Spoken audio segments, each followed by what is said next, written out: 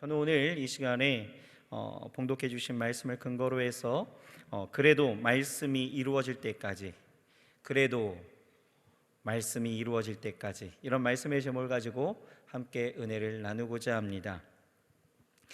신앙생활에서 은혜라는 것은 우리의 믿음과 소망과 사랑을 풍성하게 하고 또 삶으로 하나님을 인정하게 하며 또 주를 의지하게 하는 역할을 하여 지속적으로 은혜 받는 삶은 우리 안에 굉장히 중요한 것입니다.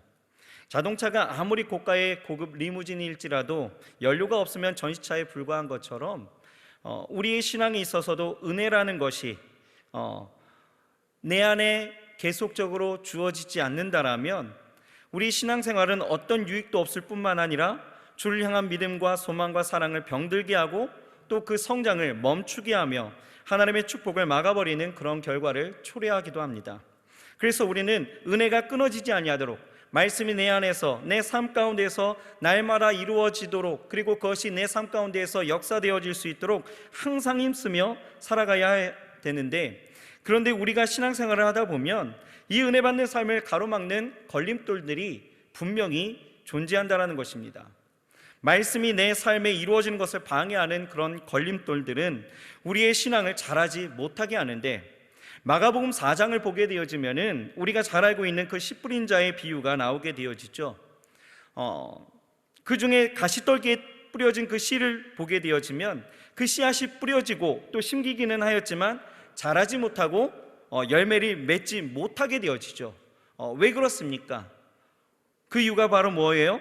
성경을 보게 되어지면 그 이유에 대해서 성경은 분명하게 기록되어지는 것이 모든 기운을 막아, 이렇게 나와 있는 거예요. 모든 기운을 막아.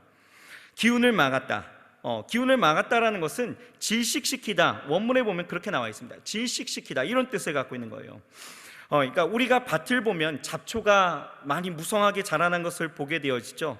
잡초가 그런 것입니다. 자생력이 너무 강해서 농작물에 피해를 주는 식물. 이 팔레스타인 지역 가운데에서는 이 가시떨기가 그런 역할을 하는 식물이라 이렇게 이야기하는데, 우리가 잘 생각해 보면 우리 신앙 가운데에서도 이런 가시떨기 나무와 같은 걸림돌이 많이 있다라는 것입니다. 마가복음 4장 13절부터 보게 되어지면 이 씨 뿌린 자의 비유에 그 해석하는 그 말씀이 나타나게 되어지는데, 특별히 우리 18절 19절의 말씀은 그 가시떨기 나무에 뿌려진 그 씨앗에 대한 그 해석하는 말씀이 이렇게 나와 있죠. 18절 이렇게 나와 있습니다. 또 어떤 이는 가시떨기에 뿌리우는 자니 이는 말씀을 듣되, 이렇게 나와 있죠. 19절은 세상의 염려와 재리의 유혹과 기타 욕심이 들어와 말씀을 막아 결실치 못하게 되는 자요, 이렇게 말씀하고 있습니다. 신앙생활 가운데서 말씀을 듣기는 듣되 그에 따른 열매를 못 맺고 은혜 받는 삶을 가로막는 그 걸림돌에 대해서 뭐라고 이야기합니까? 세상의 염려와 재리의 유혹과 욕심이다, 이렇게 성경은 이야기하고 있는 거예요. 우리의 신앙 가운데에서 말씀을 열매로 맺지 못하게 하는 걸림돌, 이것은 비단 마가복음 14장에 나타나는 어떤 세상의 유혹과 세상의 염려와 재리의 유혹과 어떠한 이런 욕심뿐만이겠습니까? 아니다라는 거죠. 은혜를 누리지 못하게 하는 삶을 가져오는 것들은 이외에도 참 많이 있다라는 것입니다. 예를 들면 의심하는 것도 그렇잖아요. 자기 합리화시키는 것, 타협하는 것, 게으름, 너무도 많은 것들이 우리의 신앙을 멈추게 하거나 은혜를 충분히 받지 못하고 말씀의 그 열매를 맺지 못하도록 한다라는 것입니다. 여러분들에게 있어서 여러분들의 그 신앙을 자라지 못하게 하는 그 걸림돌과 같은, 여러분들의 신앙을 묶어두게 하는 것, 그것이 바로 무엇일까요? 이런 걸림돌들이 여전히 내 삶 가운데, 우리 신앙 가운데 남겨져 있다라면 우리의 신앙은 늘 제자리 걸음이에요. 또는 그것이 더 심해지면 후퇴하게 되어지고 포기하게 되어지죠. 또는 매너리즘에 빠지거나 혹은 껍데기의 신앙으로 전락하게 되어진다라는 것입니다. 그래서 오늘은 우리 신앙의 그 걸림돌 중에서, 특히 말씀의 열매를 못 맺게 하는 여러 가지 걸림돌 중에서 특별히 고정관념에 대해서 우리가 함께 생각해 보고자 합니다. 여러분, 우리가 신앙생활을 하면서 범하기 쉬운 실수 중에 하나는 이 고정관념을 따르는 일들입니다. 예를 들면 성경에서도 그런 일들이 비일비재하게 나타나게 되어지는데, 성경을 보면 이 동방박사들이 그렇다라는 것입니다. 이 동방박사들은 왕으로 나신 예수님을 경배하기 위해서 어디를 갔습니까? 헤롯궁으로 찾아갔다라는 거예요. 왜 그렇습니까? 그것은 그들이 갖고 있는 고정관념이다라는 거죠. 왕으로 나실 분이니까, 왕으로 오실 분이시기 때문에 당연히 어디 계시다? 궁에 계실 것이다 라고 생각해서 그곳을 찾아가게 되어지죠. 그런데 주님은 그들의 고정관념과는 달리 어디에서 나셨습니까? 베들레헴의 마구간에서 태어나셨다라는 거예요. 동방박사들이 자신의 그 고정관념대로 헤롯궁을 찾아간 그 결과가 어떻게 되어집니까? 어떤 일이 발생하게 되어져요? 헤롯이 왕으로 오신 이 아기를 제거하기 위해서 3살 이하의 어린아이들을 다 죽이라 라고 하는 명령을 내리게 되어지죠. 동방박사들은 주님을 거부한 사람들은 아니었지만 고정관념을 따르다가 큰 실수를 하게 되어졌다라는 것입니다. 또 여러분, 인류의 구원자이신 예수님께서 이 땅에 오셨을 때에도 이 사람들의 그 고정관념이 그분을 거부하게 만들었다라는 것이죠. 주님은 나사렛에서 자라셨습니다. 주님께서 30세가 되셔서 본격적인 이 사역을 시작하시는데 말씀과 권능으로 메시아 되심을 증거하게 되어지시죠. 드러내셨습니다. 그런데 사람들은 뭐라고 이야기합니까? 무슨 나사렛에서 무슨 선한 것이 날 수 있겠느냐라고 하면서 주님을 거부하게 되어지죠. 그들의 고정관념이 주님을 주님으로 받아들이지 못하게 만들었다라는 것입니다. 이것뿐이겠습니까? 여러분, 가데스 바네아에서 12명의 그 정탐꾼이 이 가나안을 정탐하고 돌아오고 보고를 하게 되어지죠. 이때에 이 10명이 뭐라고 이야기합니까? 애굽식의 그 고정관념의 그 틀에서 벗어나지 못하여서 부정적인 보고를 하게 되어지잖아요. 그리고 그 결과로 어떻게 되어져요?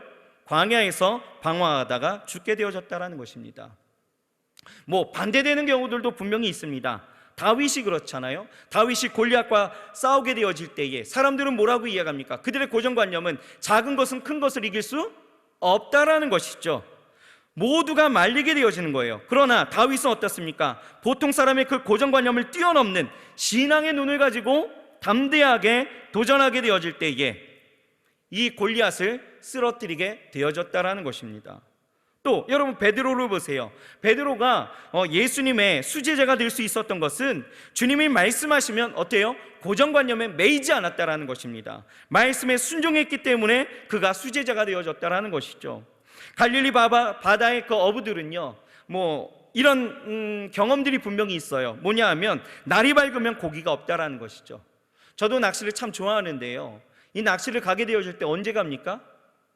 새벽에 떠나는 거예요. 그죠? 날이 밝기 전에 담가야 건질 수 있는 확률이 더 커지는 거예요. 그런데 그 피드타임을 놓치게 되어지면, 날이 밝게 되어지면 고기 못 잡습니다. 하염없이 기다려야 되는 거예요. 이 갈릴리 바다의 어부들이 1, 2년 이 어부 생활을 했을까요? 아니죠. 단연간의 그 경험들이 그들의 고정관념을 그렇게 인식시키게 만들었다라는 거예요. 날이 밝으면 고기가 없다. 깊은 곳에는 고기가 없다라는 거예요. 그런데 베드로는 어떻습니까? 주님께서 말씀하시죠. 깊은 곳에 내려가 그물을 내려 고기를 잡으라라는 거예요. 이때 베드로는 어떻게 합니까? 그 말씀에 의지하여 그물을 내리리이다. 그물을 내렸다라는 것입니다. 이때 어떤 일이 일어나요? 엄청난 양의 고기를 잡게 되어졌다라는 거예요. 사람들의 고정관념은 사람은 물에 걸을 수 없다라고 이야기하지요. 그러나 베드로는 주님께서 오라 하실 때에 어떻게 해요? 담대하게 배 밖으로 다리를 내리게 되어지고 바다를 걷게 되어지죠. 이와 같이 여러분, 이 고정관념이라는 것은 하나님의 일을 그르치고 신앙적인 도전을 가로막는 아주 위험한 요소인데, 반대로 그것을 깨뜨리게 되어질 때 주어지는 은혜는 우리의 삶을 주님으로 더 풍성하게 만든다라는 것입니다. 오늘 본문이 그것을 분명하게 우리에게 말해주고 있다는 거죠. 오늘 우리가 본문을 보게 되어지면 우리가 잘 알고 있는 말씀입니다. 누구요? 나만에 대한 이야기죠. 나만 장군이 문둥병에서 치료받은 이야기입니다. 나만은 아람 왕의 군대 장관이었죠. 아람 왕에게는 충성과 신의로 가득하여서 왕에게 있어서는 각별한 신임과 사랑을 받고 있는 실세 중에 실세였다라는 것입니다. 또한 그는 아람의 그 전쟁 사역 가운데서 이 아람을 구원한 이 민족적인 영웅이었다라는 거죠. 그런데 그런 그에게 있어서 핸디캡이 하나 있었습니다. 무엇입니까? 문둥병이 발현했다라는 거예요. 문둥병이 찾아왔다라는 거죠.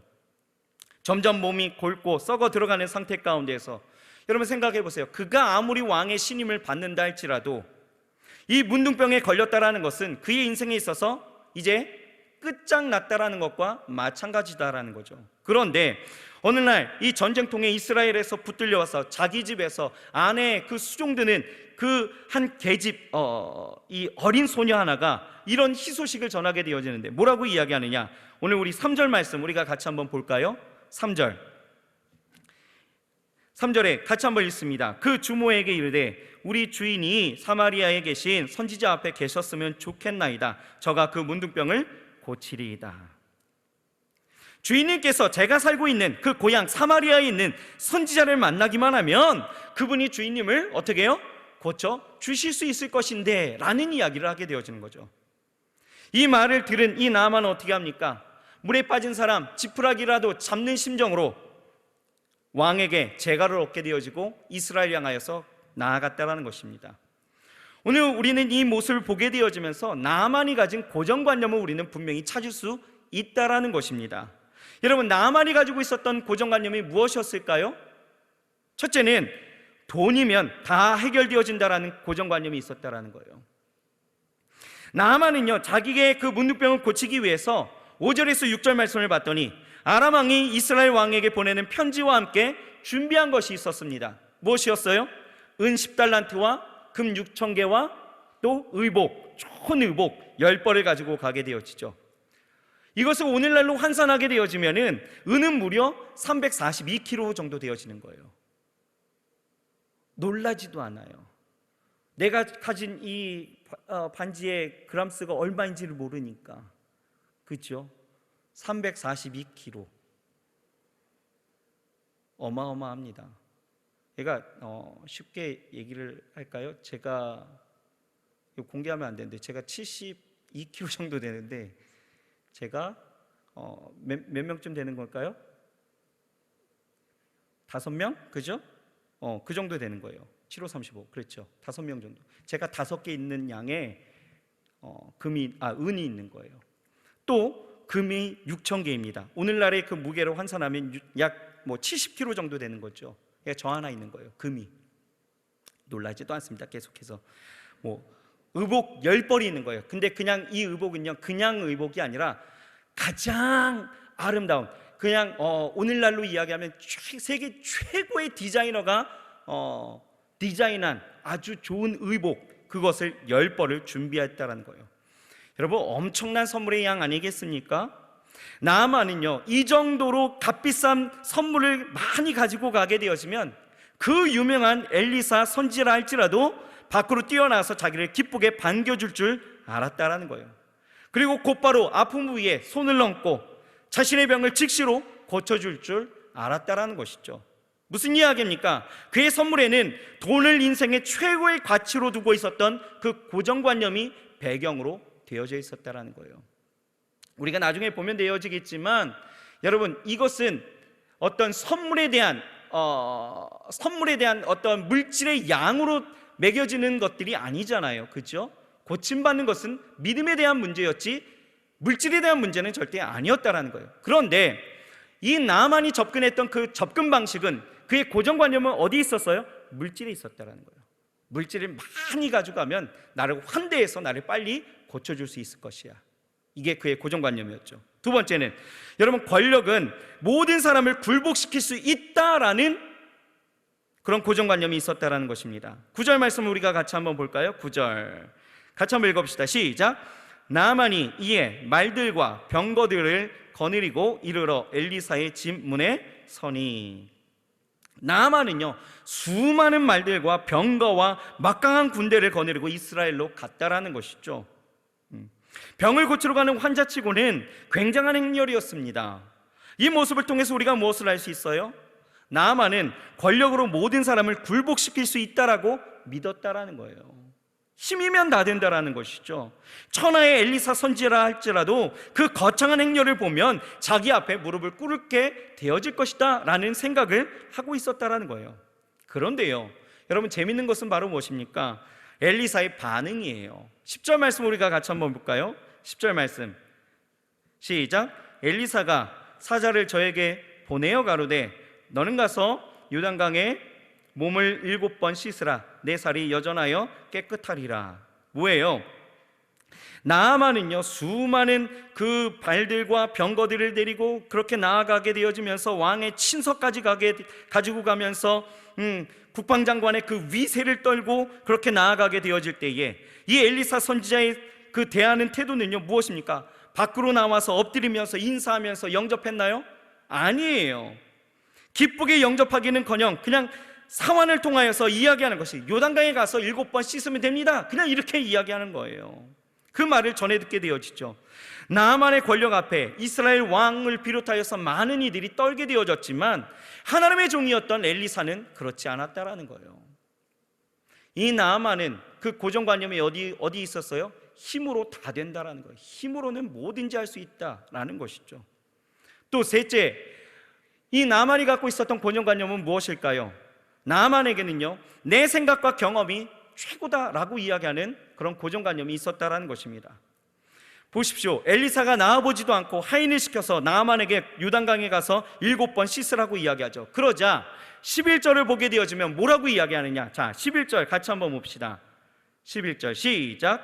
나아만이 노하여 물러가며 가로되 내 생각에는 저가 내게로 나와 서서 그 하나님 여호와의 이름을 부르고 당처 위에 손을 흔들어 문둥병을 고칠까 하였도다.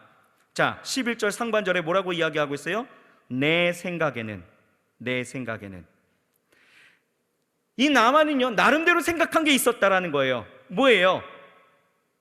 내 생각에는 내가 나아가게 되어졌을 때 그가 나와서 나를 영접하고 또 내 상처 위에, 그 상처 위에 손을 얹고 뭐 흔들든지 뭘 어떻게 하든지 안수를 하든지 뭘 하든지 때리든지 뭘 하든지 간에 자기를 고쳐줄 줄 알았다라는 거예요. 12절을 볼까요? 12절을 보면 뭐라고 이야기합니까? 시작. 다메섹강 아마나와 바르바를 이스라엘 모든 강물보다 낫지 아니하냐? 내가 거기서 몸을 씻으면 깨끗하게 되지 아니하려 하고 몸을 돌이켜 분한 모양으로 떠나니 라고 말씀하고 있죠.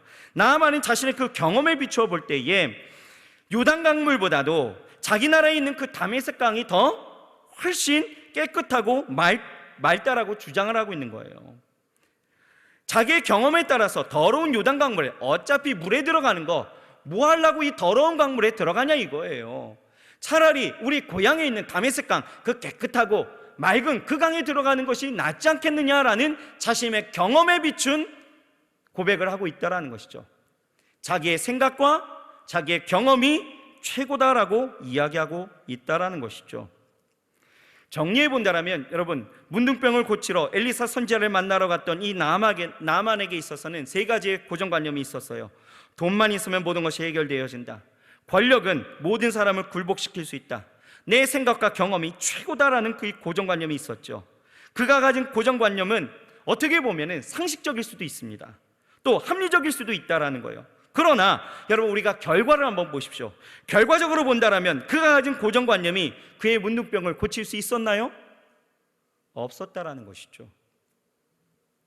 여러분, 우리가 이것을 통해서 깨닫는 것이 바로 무엇입니까? 우리의 모습을 한번 생각해 보자라는 거예요. 우리는 어떻습니까? 예수님을 믿으면서 자신을 그리스도 안에서 새로운 피조물이라고 이야기하면서 하나님이 나를 돕는다라고 말하면서 나아만과 같은 이러한 고정관념이 내 안에 자리 잡고 있지는 않는지 한번 생각해 보시길 바라겠습니다. 우리 안에 이러한 고정관념이 있으면 우리의 삶 가운데 하나님의 말씀이 주어지지만 이 말씀을 통하여서 내 삶의 열매로 나타나는 일들은 분명히 없을 것입니다. 어제도 그 자리일 것이고요, 오늘도 그 자리일 것이고 내일도 또 그 자리일 거예요. 우리는 갈망하겠죠. 하나님의 축복을 갈망할 것입니다. 하나님의 은혜를 갈망할 거예요. 하지만 내 고정관념이 깨어지지 않는 이상 늘 그 자리, 그 상태, 아니요, 후퇴할 수 있고 포기할 수 있는 그 자리로 나아갈 수도 있다라는 거예요. 여러분, 그렇다면 어떻게 우리가 이 고정관념에서 벗어날 수 있을까? 오늘 우리는 성경에서 분명히 그 해답을 찾아야 될 줄 믿습니다. 다행스러운 것은요, 이 나아만이요, 자신의 그 고정관념의 줄을 끊어버리고 문둥병이 치료받았다라는 것입니다. 그럼 나아만이요, 어떻게 고정관념에서 벗어날 수 있었는지 우리 살펴보면서 우리도 우리 안에 있는 이 고정관념에서 벗어날 수 있기를 주의 이름으로 축원합니다. 첫째로, 여러분, 우리는 제자리에 머무려고 하는 이 자세보다 앞으로 나아가려고 하는 이 자세가 있어야 된다는 거예요. 머무르려는 자세보다 어떻게 해요? 앞으로 나아가야 된다는 것이죠. 대부분들의 그 사람들에게 있어서는 더 나은 삶을 위한 꿈과 계획들이 분명히 있습니다. 그러나 문제는 뭐예요? 계획대로 행하지 않는다라는 것입니다. 왜요? 그 이유가 무엇일까요? 행동하기에는 아직 적합한 환경이 아니라고 생각하기 때문이에요. 이상적인 그 환경이 주어지기를 기다린다라는 것이죠. 행동으로 옮기기에는 자기의 경험에 맞지 않는다라는 생각 때문입니다. 아람 나라의 이 나아만 장군이 바로 그랬죠. 요단강에 7번 몸을 씻으라는 이 엘리사 선지자의 메시지를 들은 이 나아만은요, 실천에 옮기지 못했습니다. 오히려 오늘 성경에 보면 뭐라고 이야기해요? 분한 마음으로 엘리사의 집을 떠났다라고 이야기하죠. 이때 그에게 있어서 참 좋은 사람이 있었던 것 같아요. 그에게 있어 자신이 종으로부터 이런 말을 듣게 되어지죠. 어떤 이야기입니까? 13절 우리 같이 한번 볼까요? 13절 시작. 그 종들이 나와서 말하여 가로되 내 아버지여, 선지자가 당신을 명하여 큰 일을 행하라 하였다면 행치 아니하였으리까? 하물며 당신에게 이르기를 씻어 깨끗하게 하라 함이리이까? 라고 말씀하고, 쉽게 말하면 뭐예요? 주인이시여, 장군님, 뭘 그렇게 어려워하십니까? 물에 들어가서 씻는 것이 뭐 그렇게 어려운 일이라고. 더 큰 일을 행하라고 했어도 그 갈급한 마음 가운데 분명히 했을 것을, 이 물에 들어가는 것이 뭐 그렇게 어려운 일이라고 하지 않으십니까? 한번 해보십시오 라고 이야기하는 거예요. 여러분, 지금 나아만 장군이 왜 이스라엘에 왔습니까? 왜 나아만 장군이 엘리사의 선지자의 집까지 찾아왔을까요? 심심해서요? 아니면 관광하기 위해서요? 아니면 아람 나라의 그 군대 장관의 그 폼 잡으려고 나왔습니까? 아니다라는 거예요. 인생을 낙심하게 만들고 또 절망하게 만든 자신의 그 이 문둥병을 고치려고 엘리사 선지자를 찾아간 거 아니겠습니까? 그렇다면 나아만은 분노하여서 고향으로 돌아가려 하기보다는 그래도 엘리사 선지자가 명한 그 말씀대로 따라야 했다라는 것입니다. 그럼에도 불구하고 나아만은 그렇게 하지 않았다라는 거예요. 여기에서 우리는 한 가지 사실을 발견할 수 있는 것이, 여러분, 가장 무서운 장애물은요, 우리 밖에 있는 것이 아니라 사실 우리 안에 있다라는 것입니다. 환경이 문제가 아니라 내 안에 있는 이 자아가 문제다라는 거예요. 할 수 없다, 못한다, 이것은 해보나 마나다 라고 생각하는 이 고정관념이 우리 인생의 큰 장애물이다라는 것입니다. 여러분, 인생경영이라는 그 책을 보니까요, 이렇게 쓰여져 있더라고요. 참 의미 있는 말인데, 1g의 행동이 1톤의 생각보다 낫다라고 쓰여져 있더라고요. 뭐라고요? 1g의 행동이 1톤의 생각보다 낫다. 전도서 11장 4절은요, 이렇게 이야기합니다. 풍세를 살펴보는 자는 파종하지 아니할 것이고 구름을 바라보는 자는 거두지 아니하리로다. 여러분, 환경을 기다리면서 아무런 행동을 하지 않는 사람은 그 삶 속에서 아무것도 거두지 못한다라는 것입니다. 앞으로 나아가지 아니하면 아무것도 이룰 수가 없다라는 거예요. 그러므로 여러분, 이상적인 환경이 오기만을 기다리는 것이 아니라 이제는 그 환경을 만들기 위해서 적극적으로 행동해야 될 때이다라는 거예요. 계속해서 할 수 없다, 이거는 해보나 마나다, 이거는 그냥 안 된다, 못한다, 여러분, 이러한 부정적인 생각들을 여러분 다 버리시길 바랍니다. 하나님 안에서 우리가 긍정적이고 창조적인 마음과 생각을 가지고 이제는 행동해야 될 때가 왔다라는 거예요. 그 자리에서 일어나야 된다라는 것입니다. 여러분, 하나님 앞에 믿음으로 행할 수 있는 저와 여러분들이 되어야 할 줄 믿습니다. 아멘.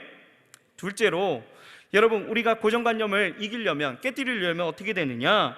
인간적인 기준이 아니라 하나님의 기준에 따르는 자세를 가져야 된다는 것입니다. 하나님의 기준. 여러분, 제가 학교 다닐 때 운동장에서 이 체육 활동을 하게 되어지면은 선생님이 한 사람을 지목하면서 기준 이렇게 합니다.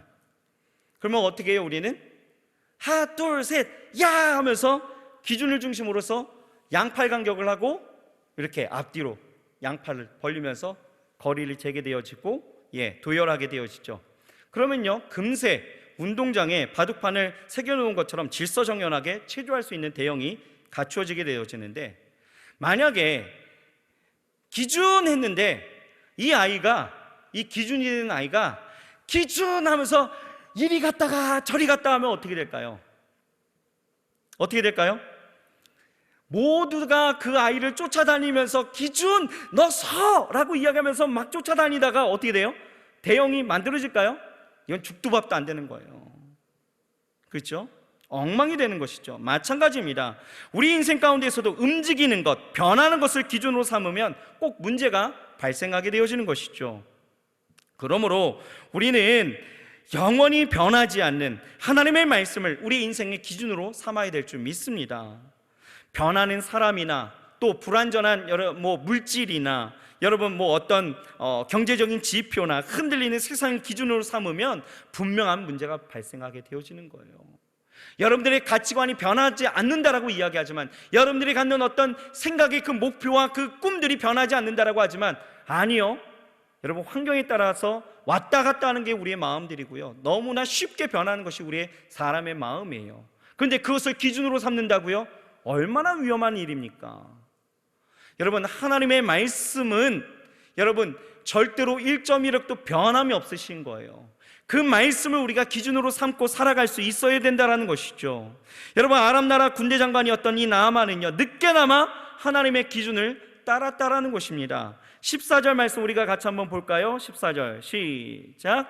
나아만이 이에 내려가서 하나님의 사람의 말씀대로 요단강에 7번 몸을 잠그니 그 살이 여전하여 어린아이의 살 같아서 깨끗하게 되었더라. 아멘. 여기에서 우리는 하나님의 사람의 말씀대로라는 말을 눈여겨봐야 된다는 것이요, 거기에 밀주를 글 수 있어야 돼요. 하나님의 사람은 엘리사를 의미하고 있죠. 그러니까 나아만은요, 하나님께서 엘리사 선지자를 통해서 주신 그 하나님의 말씀을 의지하여서 요단강에 몸을 담갔다라는 거예요. 비록 요단강 물이 깨끗하지 못하고 지저분했지만 하나님의 말씀을 의지해서 요단강에 들어갔다라는 것입니다. 오늘 저와 여러분들에게 있어서는요, 이러한 삶의 자세가 분명히 필요하다라는 것이죠. 오늘부터 우리에게 있어서 우리 인생의 기준은 오직 하나님의 말씀이어야 합니다. 흔들리는 것을 의지하면서 우리 인생의 기준을 삼지 마시고요, 이 사람은 이렇게 해서 성공했다더라, 저 사람은 저렇게 해서 성공했다더라, 여러분, 이것 따라가는 것이 아닙니다. 우리는 어떠한 삶의 환경이 내게 다양하게 다가올지라도 우리의 삶의 기준은 오직 하나님밖에 없어요. 그것을 오늘 기준으로 삼고 살아가야 합니다. 그 기준을 오늘 붙잡아야 합니다. 흔들리는 것을 의지하여서 우리의 인생의 기준을 삼지 마시고요, 하나님의 말씀을 따라서 나아갈 수 있는 저와 여러분들이 되어야 할 줄 믿습니다. 삶의 자리에서 그래서 여러분 말씀을 읽어야 되는 거예요. 하나님의 말씀을 그래서 알아야 됩니다. 기준이 뭔지는 좀 알아야, 하나님의 뜻이 무엇인지를 알아야 따라갈 수 있는 거 아니고, 또 그것을 통하여서 내가 기준을 잡을 수 있지 않겠습니까? 하나님의 말씀 여러분 붙잡으시길 바랍니다. 중요한 것은요, 이렇게 주일날 또는 여러분들이 드려지는 각 예배 가운데에서 하나님의 말씀이 선포되어질 때 이것이 여러분들의 삶의 중심이 되어지면 되는 거예요. 그것을 붙잡고 살아가시면 되는 것입니다. 그 은혜가 저와 여러분들에게 있어야 될 줄 믿습니다. 마지막으로 셋째로, 여러분, 중도에 포기하지 말고요, 끝까지 인내하려는 그 자세를 가져야 되는 것입니다.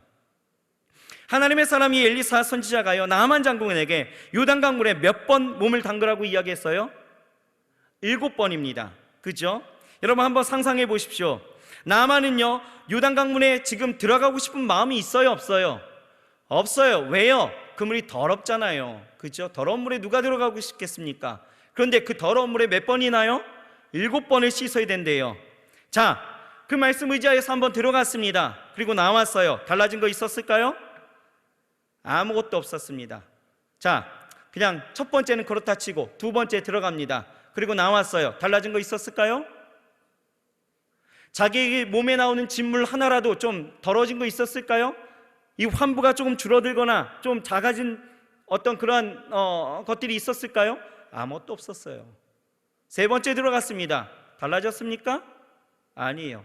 네 번째, 다섯 번째, 여섯 번째 들어가도 달라진 것은 아무것도 없었다라는 것이죠. 이쯤 되면 어떤 생각이 들까요?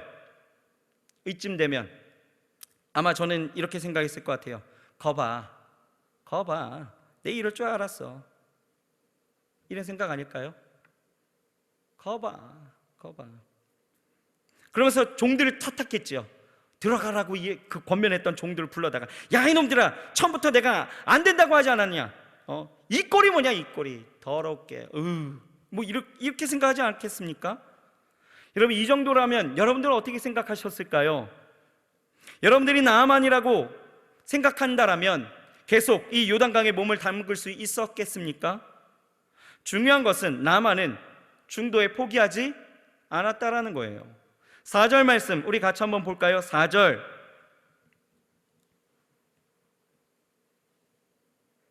아, 14절입니다. 14절 시작. 나아만이 이에 내려가서 하나님의 사람의 말씀대로 요단강에 7번 몸을 잠그니 그 살이 여전하여 어린아이의 살 같아서 깨끗하게 되었더라. 할렐루야. 나아만이 요단강에 몇 번 몸을 담갔어요? 7번이나 요단강에 뛰어들었다라는 것입니다. 그렇게 되어졌을 때 그 결과가 어때요? 그 살이 여전하여 어린아이와 같이 그 살이 깨끗하게 되었다고 성경은 이야기하는 것입니다. 여기에서 우리가 나아만으로부터 배워야 될 것이 있다면 무엇일까요? 끝까지 인내하고 포기하지 않는 자세다라는 것입니다. 오늘 설교 제목이 무엇이었습니까?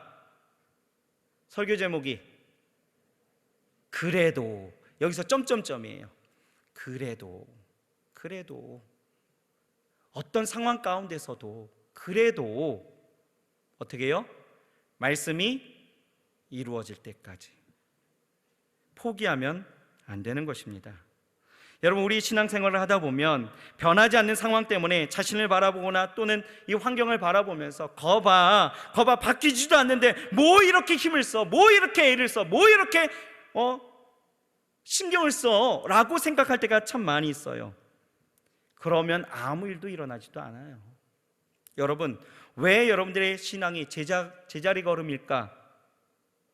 때로는 거봐 했던 마음이 있지는 않으셨습니까? 여러분, 샌더스라는 사람이 미국 전역에 켄터키 프라이드 치킨 체인망을 구축하기 위해서 무려 미국 전역에 1000여 개의 식당을 돌아다녔다는 거예요. 그런데 이 1000여 개의 식당을 돌아다녔을 때 1000번의 거절을 당했다는 것입니다. 하지만 이 샌더스는요, 포기하지 않고 도전했다는 거죠. 그 결과가 오늘날 우리가 주변에서 볼 수 있는 그 켄터키 프라이드 치킨 KFC, 그죠? 볼 수 있죠. 그렇게 성공하게 되어졌다는 것입니다. 믿음의 사람은요, 낙심과 절망을 주는 그 상황이 전개된다 할지라도 결코 포기하지 않는 것입니다. 왜냐하면요, 잠언서 24장 16절을 보게 되어지면 이렇게 말씀하고 있어요. 대저의인은 7번 넘어질지라도 다시 일어나려니와 악인은 재앙으로 인하여 엎드러지느니라 라고 말씀하고 있습니다. 의인은 7번 넘어질지라도 다시 일어난다라는 거예요. 여러분, 일어나시길 바랍니다.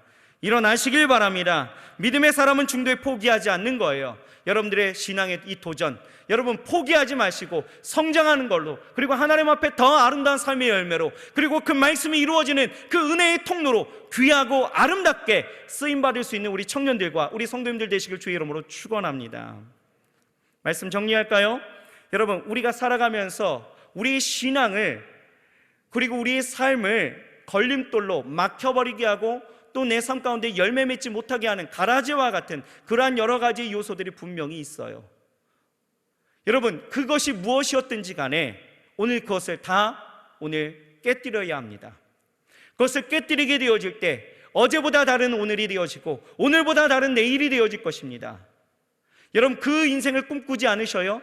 하나님과의 그 친밀함 속에서 하나님이 주신 그 은혜와 그 축복과 하나님이 주시는 그 아름다운 삶, 그 풍요로운, 그 풍성한 삶을 여러분 꿈꾸지 않으십니까?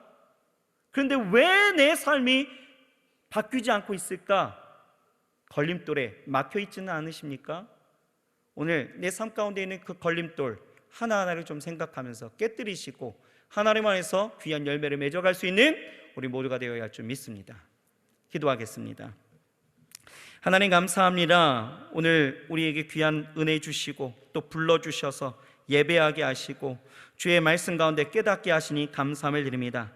하나님, 우리 신앙에 늘 은혜가 지속적으로 열매를 맺고 또한 하나님과 함께하는 그 동행하는 거룩한 삶이 되어야 하지만 때로는 넘어지고 또 쓰러지며 또 막혀있는 그 상황 속에서 아버지 하나님이 어찌할 바를 모르는 우리의 삶을 보게 되어집니다. 우리의 삶 가운데 그 말씀이 이루어지는 그 축복의 통로가 하나님 왜 막혀 있는지 오늘 다시 한번 깨닫게 하여 주셨사오니 이 신앙의 걸림돌들 하나하나 다 제거할 수 있도록 도우시고 우리 안에 있는 모든 고정관념들이 다 사라지게 하셔서 이제는 더욱더 하나님 앞에 믿음으로 순종으로 나아갈 수 있도록 주여 도와주심으로 인하여 어제보다 다른 오늘이 오늘보다 다른 내일이 되어질 수 있도록 주께서 축복하여 주시옵소서. 하나님 함께 하심을 믿고 오자오며 예수님의 이름으로 감사하며 간절히 기도합니다. 아멘.